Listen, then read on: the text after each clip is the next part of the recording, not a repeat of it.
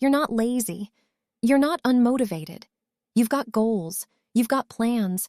You even know exactly what you're supposed to be doing. So why does it feel like none of it is actually moving? Think about the last time you tried to describe this feeling to someone. You probably didn't say, "I'm depressed" or "I'm struggling." You probably just said, "I feel stuck." And they nodded like they understood. But stuck at what? Stuck in your job? Your relationship? Your own head? Nobody ever asks because everybody already knows the feeling without needing the details. Here's what makes it so hard to explain. It's not like you're doing nothing. You're going to work. You're showing up. You're checking things off the list. From the outside, your life looks like it's moving forward completely normal. But inside, it feels like you're pressing your foot on the gas and the car isn't going anywhere. That's actually the closest thing to what being stuck really is. Imagine your tires are buried in mud. You press the gas harder, the engine gets louder, the wheels spin faster, and you go nowhere.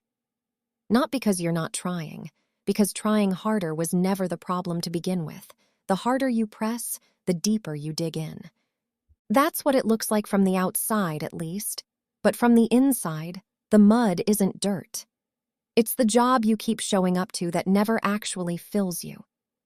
It's the relationship where you keep trying harder to fix something that was never yours to fix alone. It's the version of discipline you keep forcing on yourself that was never built for who you actually are. You're not stuck because you stopped moving. You're stuck because you're moving the same way, in the same spot, eventually expecting a different result. That's why just try harder feels like the worst advice anyone's ever given you. You've tried harder. You've tried harder more times than you can count, and every time you just end up more exhausted in the exact same spot. So your brain starts looking for someone to blame. Maybe I'm just lazy. Maybe I don't want it bad enough. Maybe everyone else figured out something I haven't. None of that is true. But it's easier to believe you're broken than to believe the whole approach was wrong from the start. Here's something nobody tells you about being stuck. It's rarely about not knowing what to do. Most people who feel stuck can list exactly what they should be doing. Apply to the job, have the conversation, start the workout, make the call. The information was never the problem. It's that knowing what to do and being able to actually do it live in two completely different parts of you. Think about a video game for a second. You hit a wall you can't get past no matter how many times you try the same move. Eventually, the game isn't asking you to try harder. It's telling you to change your approach entirely. Life works the same way, except nobody hands you that message.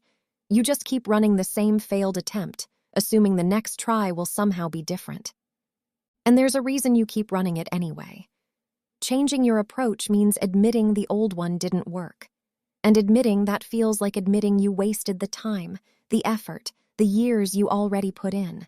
So instead of adjusting, you just push the same broken strategy harder because at least pushing feels like something. At least it feels like you haven't given up. Even when giving up on the method isn't the same thing as giving up on yourself. Nobody ever tells you those are two different things. And the scariest part of feeling stuck isn't the lack of progress. It's watching everyone around you keep moving. Your friends are getting promoted. People your age are getting married, buying houses, starting businesses. Maybe someone younger than you already got somewhere you're still trying to reach, and you don't say anything about it. But it sits there anyway.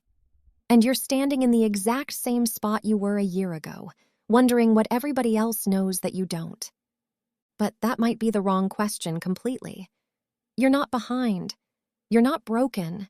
You're standing between the person you've outgrown and the person you haven't become yet. That space feels like failure, but it isn't. Feeling stuck doesn't automatically mean you're failing. Sometimes it means you've outgrown the way you've been trying to move forward. From the outside, those two things look exactly the same.